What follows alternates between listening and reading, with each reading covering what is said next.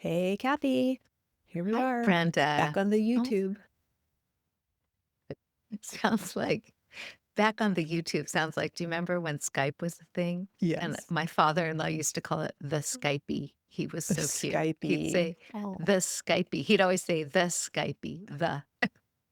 It was really sweet. that's very cute. So I need to ask, and I know this isn't related to, well, it is related to Hope Stream, but I know your sweet dog, who I just adore. He's how many pounds is he? He's about 80 pounds. He's a huge He's a dog. big dog. But he is just a bundle of love, and I Yeah. hear that he's having some tummy troubles, and I really wanna get this out of the way. How is he doing? How He, is sweet boy doing? our four-legged employee who may make an appearance back here now that we're on the YouTube and you all can see when where we're recording. We thought he was good. We went a couple days with no You could just go ahead. just Liquid, you know liquid what? explosions all over the living room floor. Thank goodness it's, not carpet. But we woke up this morning. When you walk out, dog owners will know this. When you walk out the door from your bedroom, and like for us, we go downstairs to the living room level, and the smell hits you, Oh, man. Oh, man. and you love your dog so much, and I you're know. looking at the floor just covered in all of their stuff, and you're like, no. And you can't help it. They can't I know help they it. can't help it, but I did see. Okay, I can't even use our ITC skills with my dog because I can still have compassion for him instead of getting Yeah. mad at him. Because when I first had our little dog, before I knew any of this stuff, he was a little Maltese Shih Tzu poodle. Mhm. And when he would do something like that, I would get so mad at him and I would yell at him because I Yeah. didn't really understand. I was just thinking about it from my perspective of like, I have to clean this up and I have to deal with this and me, me, me. And so now I can say to Roscoe in our little conversation, buddy, I'm so sorry. Your stomach must hurt so Oh, bad. And I'm sorry that you're going through this. And so we had a little conversation and I, gave him some positive affirmations like, Rocky Kanaka does on sitting with dogs, which I don't know. We did the sort of a one-off podcast episode that's coming up here in a few weeks that you all will that's appreciate, I right. think, but it's very somewhat unrelated to what we do. Maybe we need to see if we can get Rocky Kanaka on because That's a he, good oh idea, my actually, gosh, he's yeah. so awesome. If you don't listen to Sitting with Dogs, I mean, watch Sitting with Dogs on YouTube. Since you're on YouTube now, watching this. Since we are on YouTube now, come Yes. find us. Yeah. Yes. Yeah. So search Sitting with Dogs. You will die because it is the most amazing show, and he really does, like, this guy sits in kennels at shelters and talks to dogs, and he gives them He's positive amazing. affirmations. He is amazing. I got so caught up I found him scrolling social media, and I was like, "Who is this guy?" And, oh my gosh, just the love and care he had for these dogs that looked absolutely petrified, sitting in the corner of these big kennels, and they Yeah. tended to be really big dogs. That's the other thing I noticed about his work. Yeah. Um, Well, you know okay, I have to go here. You know me, I can't. So, the first time I think you plugged me into Sitting with Dogs, I think, and the first time I watched it with my husband, who's also a dog lover, and he said, "Oh my gosh, you should do, like, sitting with kids, sitting with Oh my teens gosh. who are struggling," because there are so many similarities with he's in there and you're right, he picks the dog who looks the most vicious, like, he picks the black, Yeah, you know, yeah, shepherds, pit bulls, like, he picks the dog who he thinks is never gonna get adopted because he wants to socialize them and get them to be a little bit more friendly, right. and so he goes in and he has his very strategic way of sitting in the kennel, how he positions his camera, how he brings his treats, how he offers the treat, not open hand, closed hand versus open Yeah, hand. Hello. That is what we are doing with our kids. We are finding strategic so true. ways to back in, right, which is what he does in the kennel, Mhm. to back Mhm. in, not coming at it from the front with a lot of aggression and a lot of noise and a lot of, like, but we come in with things that they like treats. Um, but you literally that's the first thing my husband said. He's like, "Oh my gosh, you have to do sitting with kids." I was I like, love that. Okay, shout out to your husband. What a great idea. "Right?" That is so true. I mean, what a great analogy because it is true. I know before I knew all of this, I would always come at my kids with so much aggression. My face, I know one of our members talked about, I Yeah. really have to watch my face because, oh, I understood that. I was like that, my face showed everything, my body language, and I was ready for a fight. And surprise, we always ended up in a fight. It was terrible. And so I love that, backing in and watching our body language, our face, and just showing up with that compassion, right? And knowing Yes. that our kids are so scared. They're so scared and they're so Mhm. hurting and they don't wanna show it. And so, anyway, Yeah. okay, that's our plug for sitting with dogs. But but We're not sponsored. that's our segue in what we're talking about today, It right? totally is. It totally is. Yeah. So anyway, thanks for asking about Roscoe. We'll check in on the next one and see how he's doing. I'm hoping he Oh, feels better soon, I know. It's a lot. and I'm hoping that the cleanup wasn't too bad. I don't even wanna talk about it. Anyway, so this episode, we wanted to talk about not getting lost in the details, which is probably a weird subject. But Kathy and I spend a lot of time talking with different folks, in different like groups, different organizations, different parts of Mhm. governmental agencies. Just, we try to stay plugged in. And so we noticed recently that there is naturally a big tendency to look at substances and billions of dollars of research being done on substances and what they Yeah. do to the adolescent brain and all of that, which is great. Like, we need to know what these substances do to the brain. I think we could probably just boil it down to say it's all bad. All of it's bad on an adolescent brain. I would 100% agree with that comment. Case closed. So, but what we realized, we got off one call this week where we literally had an hour-long conversation about fentanyl and about, all the stuff that is coming after fentanyl now. There's carfentanil, there's, what do you call it? The fentanyl and xylazine mix, which is trank. Xylazine, that's right, trank. Mhm. Xylazine is an animal tranquilizer. And unfortunately, if it has more xylazine than fentanyl, then Narcan won't work as well, but still give Narcan. Anyway, so we get off this call for over an hour. And we looked at each other and we were like, you know what? It is really easy for us and for parents to get lost in the details and obsessed with the details. And there's a bigger message that we need to be paying attention to, right? Oh, absolutely. I mean, I don't know about you, but I was so lost in the details. And look, to this day, sometimes I get lost in those details because frankly, let's be clear, it's absolutely shocking. It's a different drug landscape these days. Drugs are far more dangerous. They're life takers. And, and so I think it's really easy because I think we come from a base of absolute fear about what our kids are using. Yeah. This isn't the Coors Light they're drinking and, getting away with it. It's not definitely not the pot and THC products that were available 20 years ago. It's very different. It's different. So, And that's an easy one. That's an easy detail to get caught up in, mhm, as well as IEPs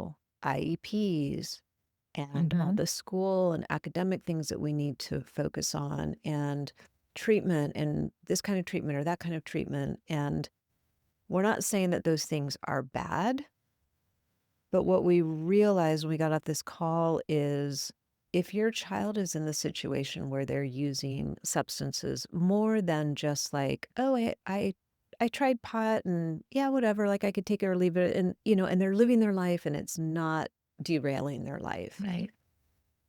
If your kid's at a position where it is derailing their life, it is having a negative impact, maybe they're not willing to admit it, but you can see the impact that it's having.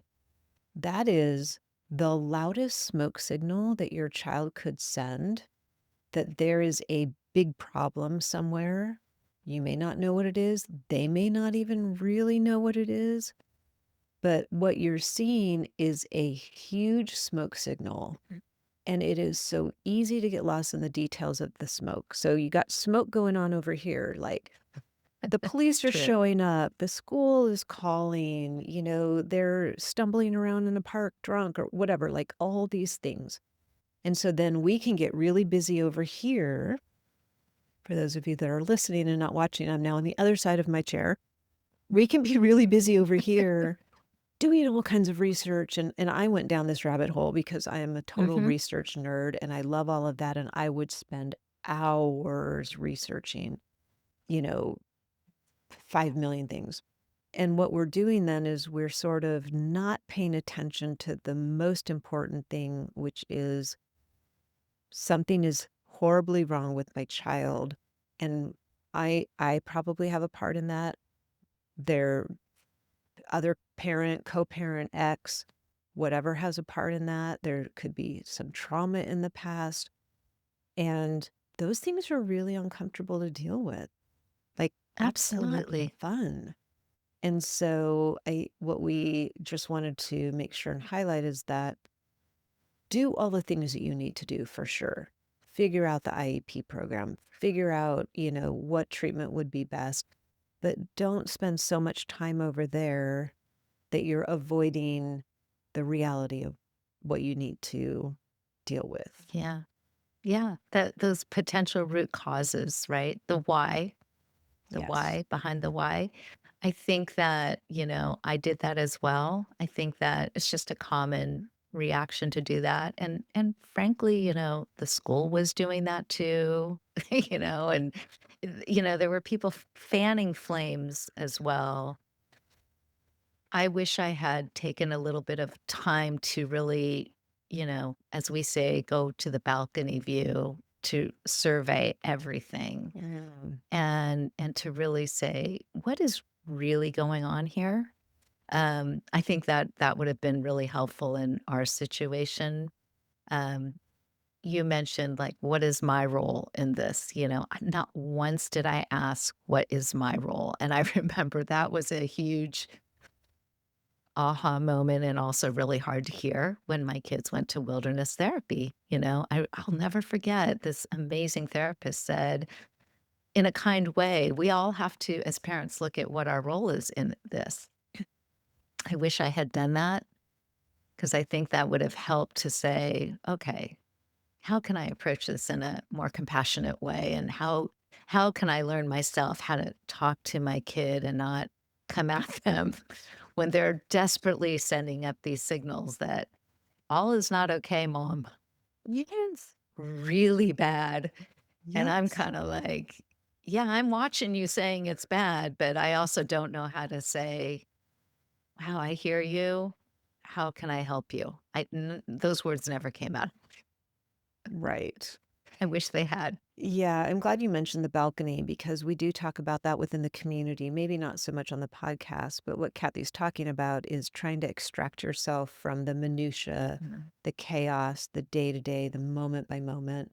Pull yourself up, imagine yourself in a beautiful theater, and you go up into the balcony seat and you're able to observe what's going on from a place where you're not connected to the crazy, you can Mhm. actually watch it. Or the other, I know in therapy a lot, they'll have you imagine you're watching your life on a movie screen, right? So you're sitting in Right. there and you're watching on a screen. The the net of it is you're a little disconnected. So you're seeing this from a different perspective. And one thing that we've talked about is the balcony seat is great because you get a different perspective. It's also often very uncomfortable because Oh, that's yeah. where you start to see, oh, this isn't just my kids smoking a lot of THC, vaping. My kid isn't just, hiding handles of vodka in her closet. Those are the symptoms. Mhm. And I've been really focused on the symptoms. From the balcony seat, you have to look at why are they doing that? And, we both had kids who, and I imagine most people have kids who don't at 15, 16, 17, or 23 or 24 say, "Hey, mom, I have a really big problem. I had this, XYZ trauma that happened when I was in second grade, or I have massive anxiety, and I really need to have you help me figure out a healthy way to manage that in my life so that I can have a full, whole, independent life." Did your kids ever say that to you? Oh, yeah, all the All the time. time.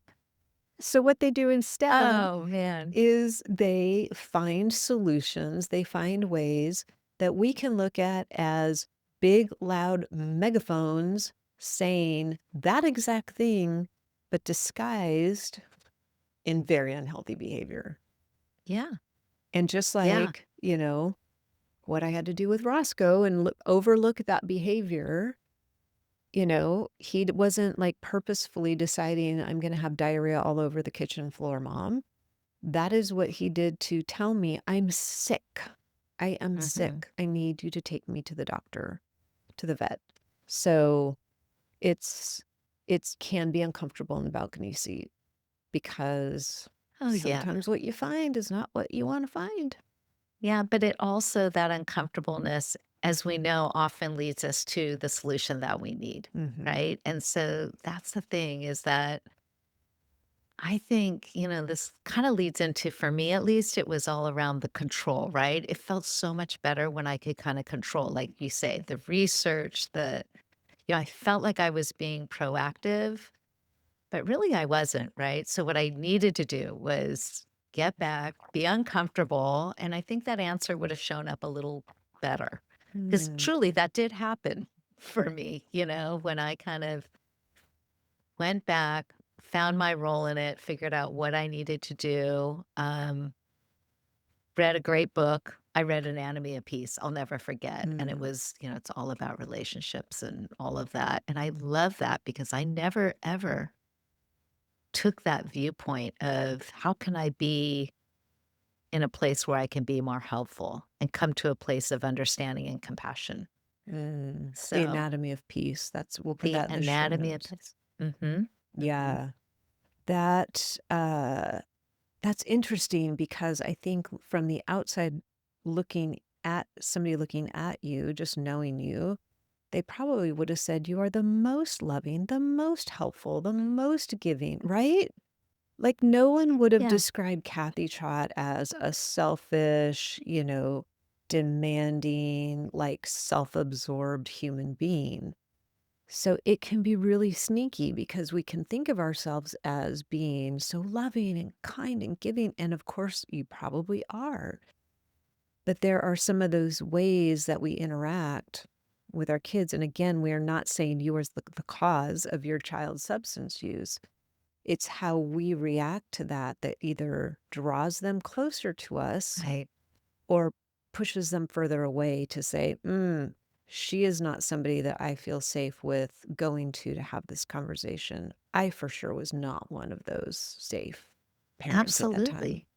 Yeah, absolutely. I mean, they would say the same about you, Brenda, kind and loving, but the reality is that you can be kind and loving, but that doesn't always mean that you're open to hearing other things and open, how open are you Yeah. to your child? And so, it's kind of nuanced, right? I mean, and I don't really want to get into semantics of the words and everything, but really it is about, you know, being uncomfortable with what I think back then I had a lot of shame around the actual drug use that was going on. I couldn't believe that was happening to our family. And Yeah. so that layer of shame really kinda tainted this loving mom, Mhm. because there was that kind of disgust, that would show up, and even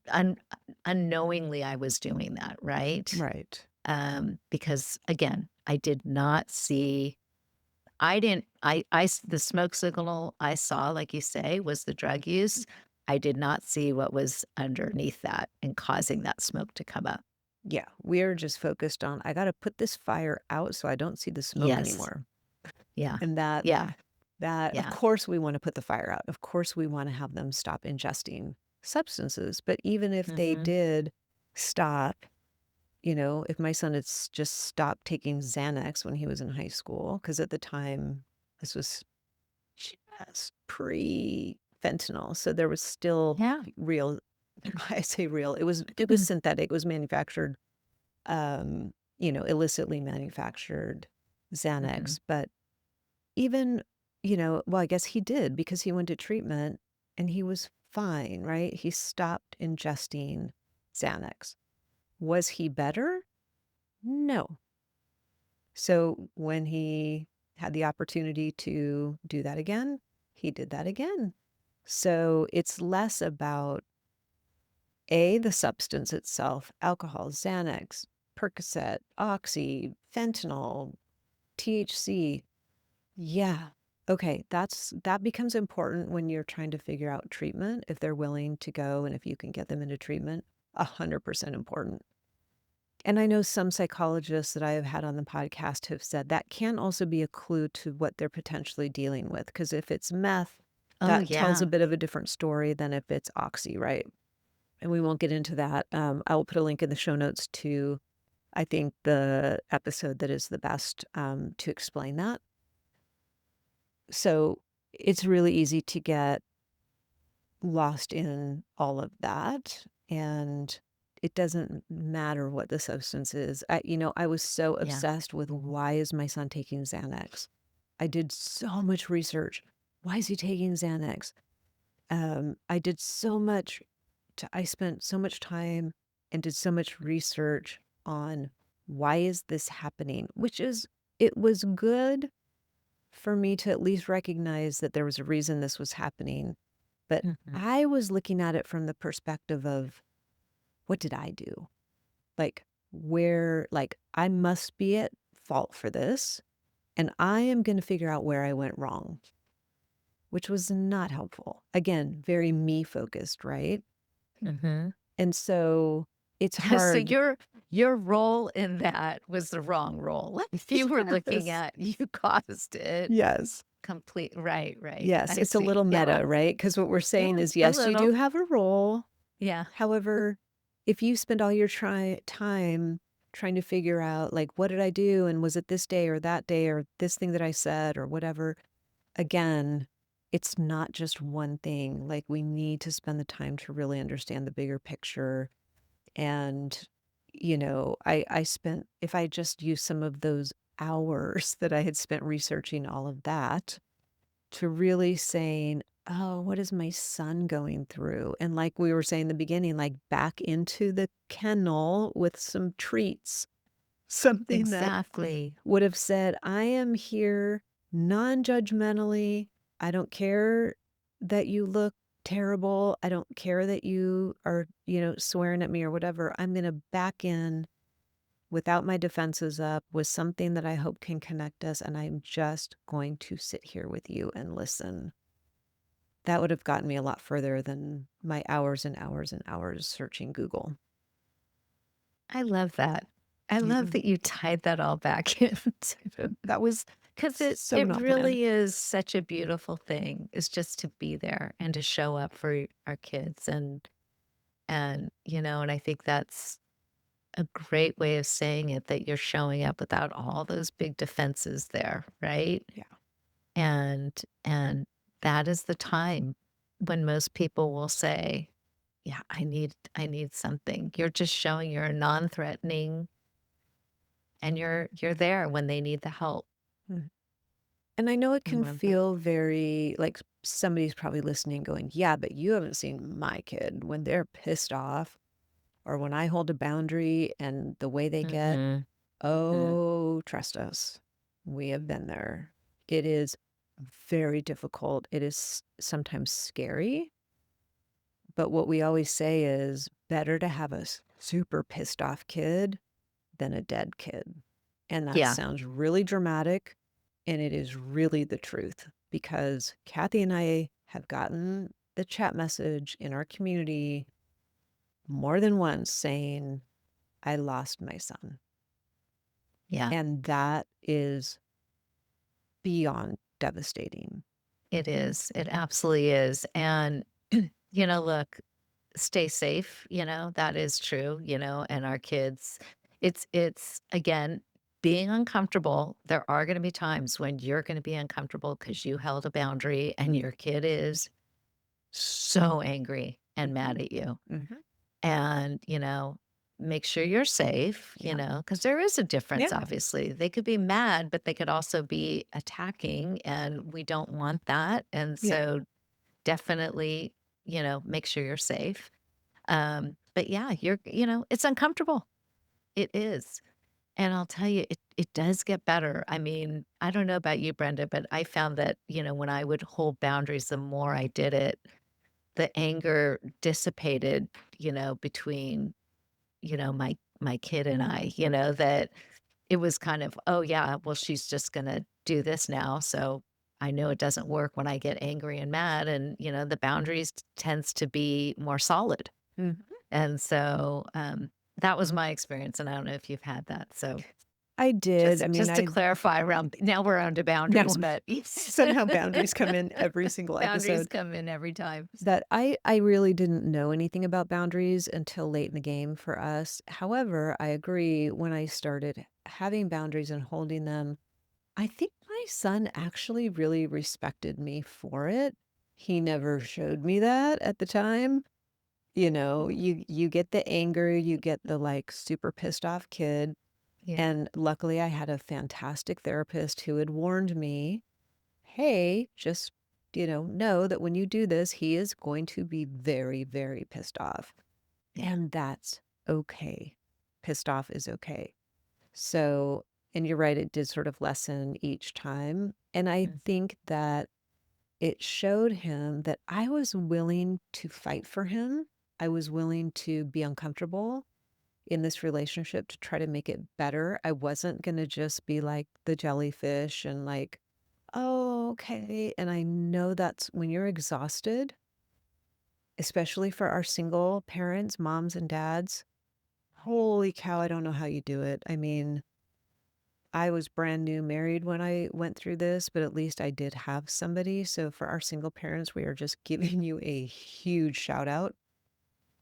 Also, for our parents who have a kiddo and a spouse or partner who are also in an That's right. addictive spiral, that is extremely difficult. And I do have a guest coming up who addresses that, which will be very helpful.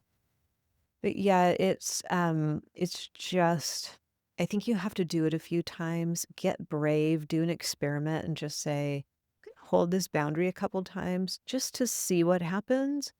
And Yeah. it takes a couple of times for sure. Start small, start Mhm. small. Oh, We're yeah. not saying because truly that's what a boundary is, right? You if you start too big and then you can't hold to it, then that's not good either. So Yes. start small with a boundary that you're pretty sure you can keep.